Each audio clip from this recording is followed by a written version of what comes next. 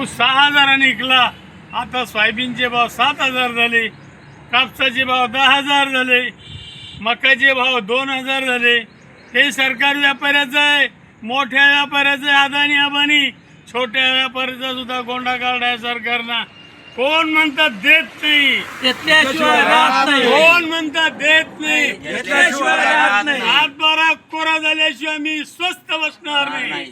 याची अधिकाऱ्यांना बँकेवाल्यांना नोंद घेऊन त्यांना सगळे 19चे जे थकबाकीदार आहे ते कळवावे, नाही तर याच्या पगारामधून कठीण करण्यात येईल. याची कर्मचाऱ्यांना बँकेवाल्यांना सुद्धा नोंद घ्यावी.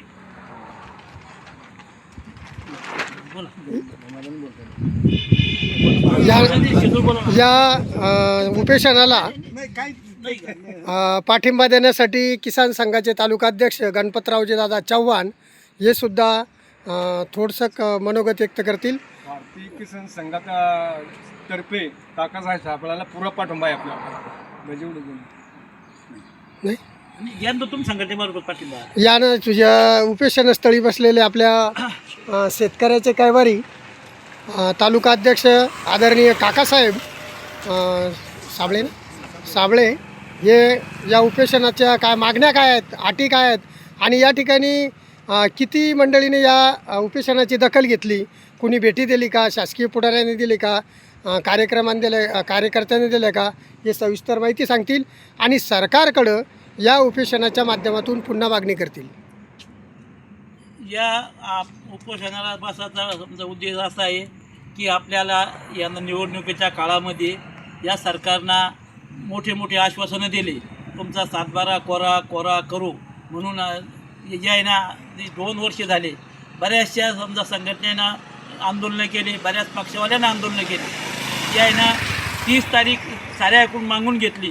6 महिने लोक सर्व शांत बसले. लोकांना वाटत होतं बाबा 30 जूनला का होत नाही, कर्ज माफ होणार आहे.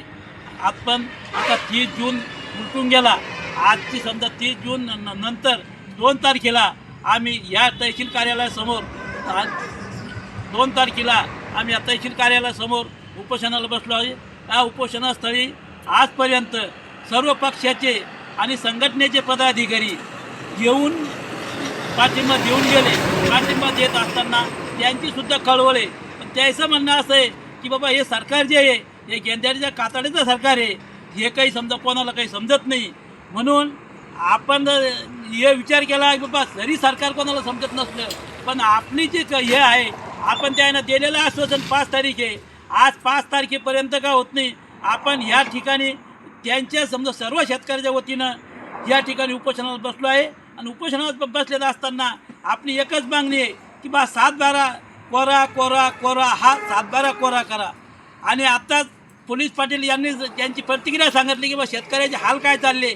हे आता पोलीस पाटीलच काय पण अशी सारी जनता समजा सांगती. पण जनता अशी झाली की फक्त घरी बसून बोंबलती, पुढं यायला कोणी तयार नाही. जोपर्यंत जनता पुढं येणार नाही तोवर कितीही वर्ष गेले तरी हे समजा सरकार मानणार नाही.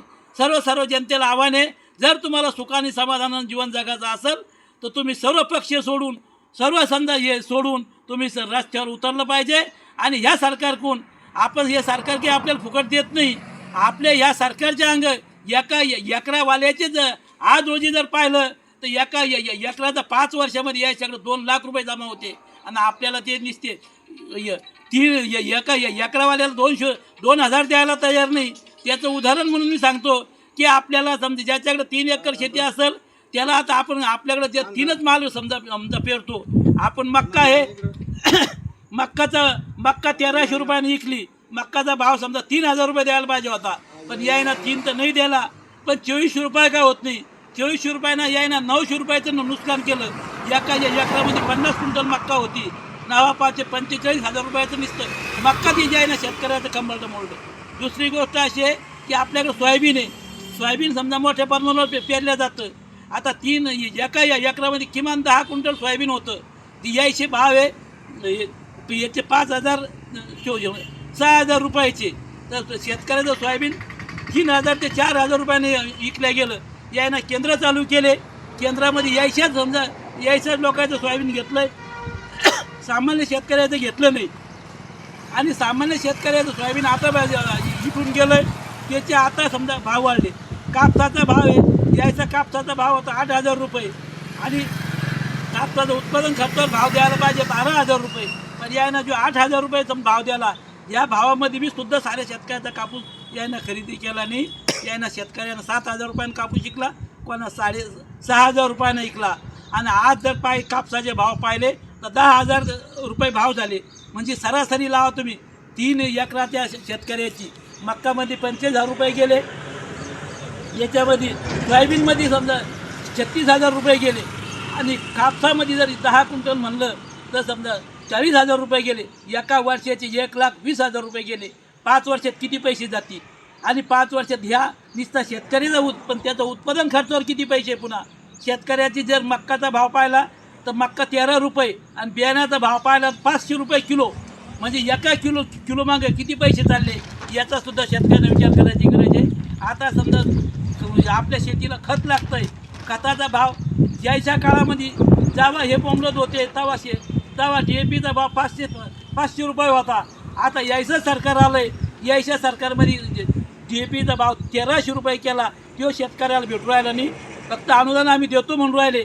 आता जे दुसरे खतं आहे, आता अनुदान युरियावर आणि DAPवर दिलं